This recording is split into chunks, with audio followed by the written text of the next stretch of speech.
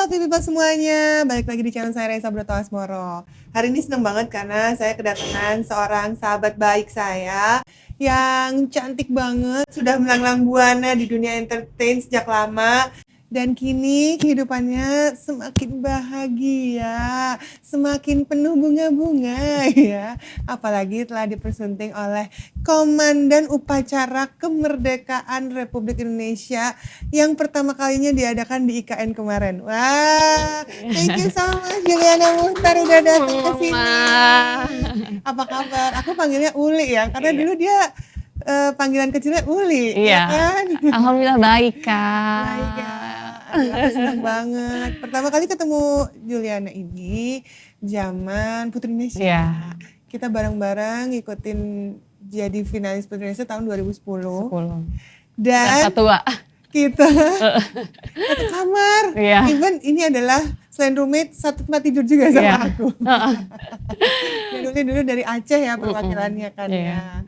Itu background story-nya apa sih perjalanan karir kamu kok tiba-tiba bisa ikut Putri Indonesia dari Aceh gitu? Jadi dulu itu kayak ngelihat orang di TV tuh kayak kok orang bisa masuk TV kok aku nggak bisa. Itu kayak awalnya kayak mimpi aja sih Kak. Emang kamu pengen? Jadi aku panggil Dokter Resya ini Kak. Jadi Iya. sampai sekarang tuh Kak. Karena waktu dulu satu kamar kan paling tertua kan Kak. Aduh. Jadi udah kita tahun 2010 paling tua, makasih ya Uli.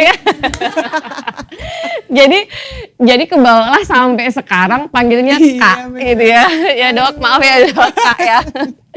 Nah jadi waktu itu ngelihat orang sering nongol di TV, jadi langsung terinspirasi kok orang bisa kok aku nggak bisa. Jadi awalnya sih dari itu, terus browsing lah di internet formulirnya, cobalah ngeprint, iseng-iseng daftar, nah temenku yang ngirimin. Oh. Akhirnya terkirimlah itu formulir, terus ditelepon dari pihak Mustika Ratu waktu itu ya kan Kak. Akhirnya audisi. Alhamdulillah lah terpilih. Jadi gitu. perwakilan Aceh. Jadi itu pertama kalinya pengalaman kamu untuk coba masuk ke entertain. Bener. Sebelum-sebelumnya pernah nyoba apa kayak lokal gitu nggak? Oh kalau lokal kan aku memang anak sanggar.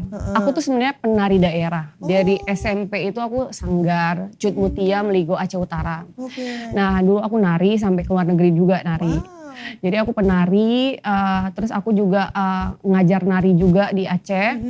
Nah waktu seleksi itu memang aku nampilin tarian Aceh. Di situ mungkin ya tertarik para jurinya. Kalau pinter sih dibilang ya sedikit lah ya. Pastilah, pasti dong. Nah cuman waktu itu aku inget banget juri itu sampai berdiri tepuk tangan. Karena aku waktu itu nari saman bener-bener yang wah gitu kan. Susah itu ya, bener-bener harus beat per beat gitu kan. Iya. Terus terakhir alhamdulillah aku terpilih dan gak nyangka juga. Tapi orang tuaku gak setuju waktu itu Kak. Oh kenapa? Karena orang tuaku kan orang daerah banget yang ngerasa kalau ke kota besar itu kenapa-kenapa anaknya gitu. Jadi tetap maunya kamu di situ. Aceh. Aceh. Nah itu ada bergejolak lah waktu itu. Tapi ya udah deh terakhir aku coba kabur dari rumah loh Kak. Serius ini pernah kabur dari rumah? Aku kabur dari rumah cuman pas waktu mau kabur 1 hari mau kabur aku kayak takut. Cuman aku bilang ke ibuku. Ibuku cuman kayak yang ya udah hati-hati kayak gitu. Oh, wow. Tapi terus kamu Nah ada waktu kabur tuh? pas kabur kan aku udah kerja jadi di kantor bupati waktu itu. Cuman belum jadi pegawai tetap. Jadi aku pakai baju PNS. Aku udah pakai baju PNS. Aku inget banget waktu itu aku bilang mau upacara di kantor. Padahal itu aku udah persiapan mau ke kayak ikut travel. Jadi itu aku harus ke Medan dulu. Ke Medan dulu untuk ke bandaranya. Dari bandara aku baru bisa naik pesawat ke Jakarta. Jadi perjalanannya jauh banget untuk ikut seleksi itu. Oh wow.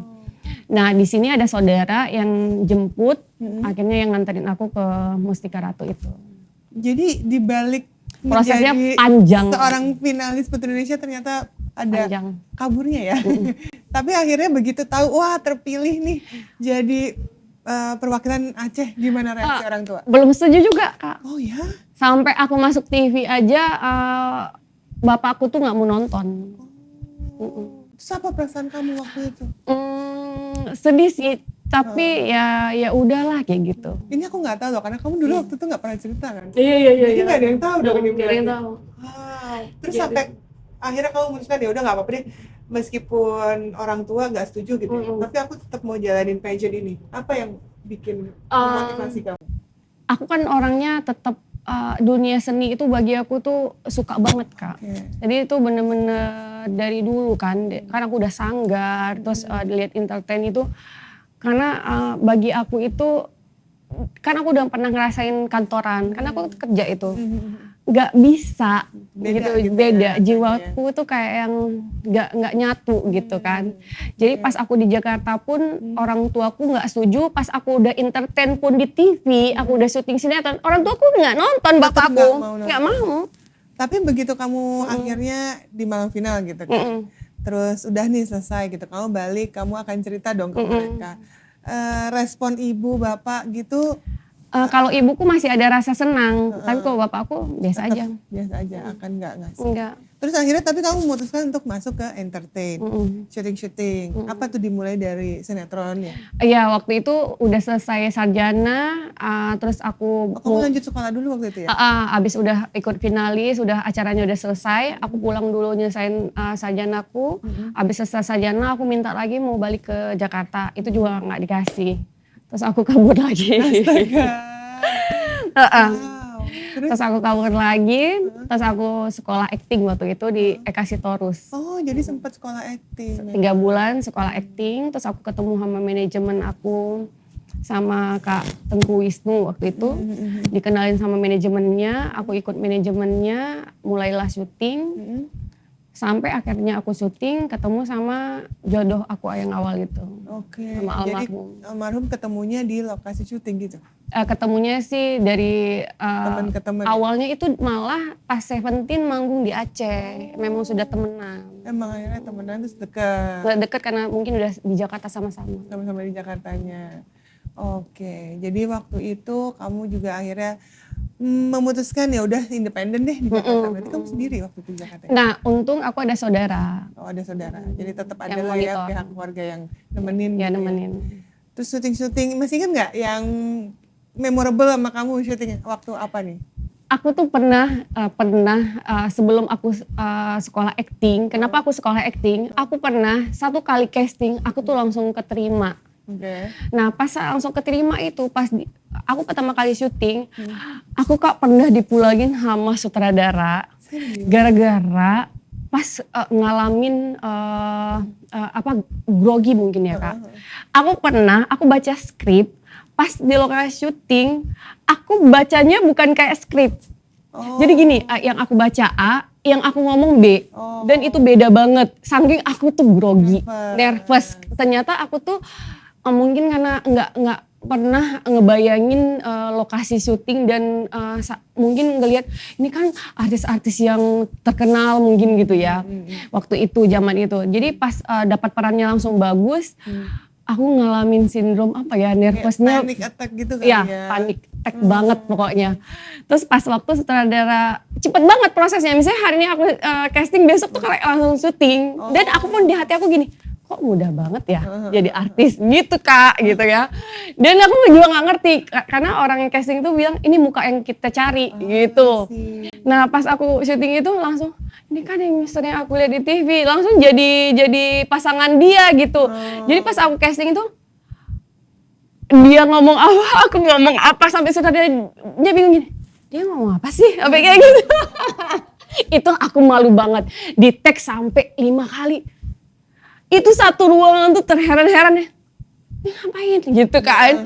Padahal aku udah latihan banget, pas latihan tuh bisa, nggak ngerti di situ tuh aku ngapain gitu. Aku malu banget Kak. Itu kejar tayang itu sinetron, aku nggak mau bilang deh sinetron apa. Sampai terakhir aku dipulangin di situ juga. Terus sampai pulang tuh manajemen aku tuh kayak, kamu kenapa balik? Nggak ngerti, kayak gitu.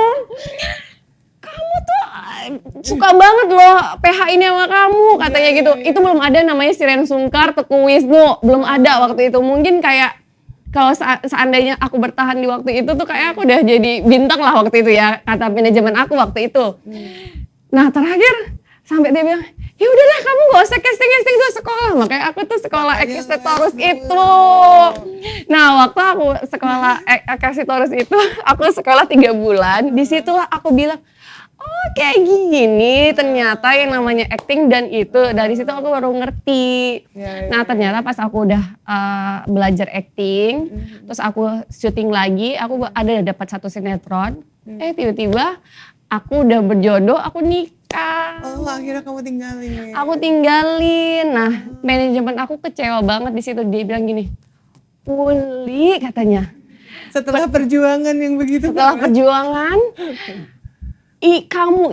muka kamu itu dicari di mana-mana, kata dia gitu. Kamu tinggalin.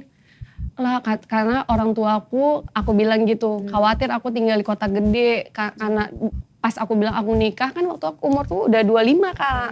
Kalau di Aceh itu 25 itu udah nikah. 25 mau 26 itu udah waktunya nikah. Jadi kalau aku nikah itu orang tuaku seneng ada yang jagain. Aku gituin kan, apalagi orang tuaku mau haji. Jadi mereka seneng.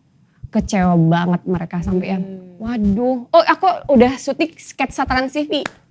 Udah reguler di sketsa Trans TV. Iya aku inget. Inget banget itu. Nah akhirnya kamu udah baru reguler di Trans TV, orang masuk itu susah banget. Terus kamu mau nikah, kata dia gitu kan. Iya tapi ya udah boleh nikah tapi jangan hamil waktu itu. Ya sudah gitu. Ternyata 3 bulan nikah aku hamil. Jadi aku menikmati Trans TV itu cuman 5 bulan apa 6 bulan. Akhirnya aku hamil, itu pun hamilnya tuh kayak udah kamu hamil jangan bilang-bilang dulu kamu hamil biar kamu syuting terus gitu. Ternyata ketahuan hamil aku diberhentiin Kak.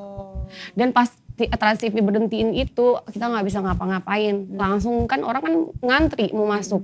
Di situ aku bener-bener stop. Barulah lahirlah Shireen Sungkar, Teuku Wisnu, semuanya tuh kan. Sampai manajemen aku bilang gini, kok kamu gak hamil, kamu gak nikah, gak hamil, atau gak ambil keputusan itu, kamu udah jadi bintang sampai digituin. Nah setelah itu lahiran anak pertama, 3 bulan lahiran anak pertama aku hamil lagi. Lahiran anak kedua, kata manajemen aku baru mau suruh kamu syuting lagi, kamu hamil anak kedua. Mulailah udah banyak kan artis di mana-mana yang baru-baru kan.